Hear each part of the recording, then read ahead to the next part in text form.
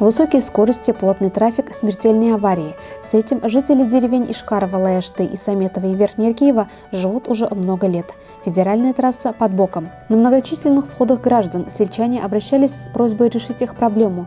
И вот, кажется, их услышали. В скором времени запланировано масштабное строительство новой скоростной трассы, которая пройдет в обход населенных пунктов Илишевского района. В настоящее время специалисты проводят проектно-изыскательные работы.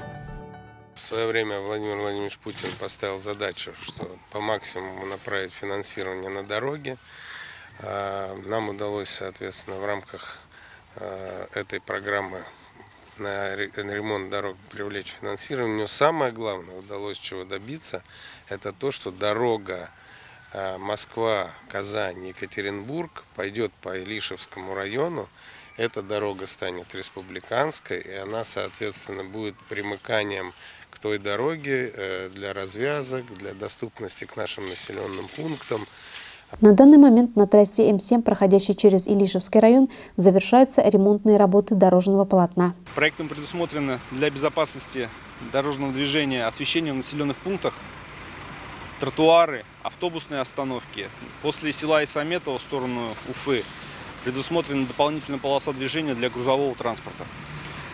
Крутые повороты спрямляются для того, чтобы безопасно входить в них. На границе с Татарией устанавливаются в асфальтовое покрытие маячки, которые будут подсвечивать осевую линию. Автодорога станет частью новой трассы М12 Москва, Казань, Екатеринбург. Трасса протяженностью 65 километров будет четырехполосной с расчетной скоростью 120 км в час. Подрядчики обсуждают вопросы переноса инженерных коммуникаций, трубопроводов и сетей электроснабжения, обеспечения проекта местными строительными материалами для прокладки трассы, чтобы уже в 2022 году была возможность начать строительные работы.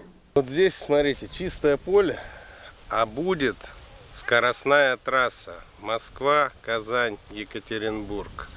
Будет проходить по территории этого района. Здесь будут к 2024 году, всего через 3 года, мы здесь приедем и увидим. Будут стоять заправочные станции, кемпинги. Соседние деревни смогут к этой трассе быстро присоединяться. Развязки будут современные.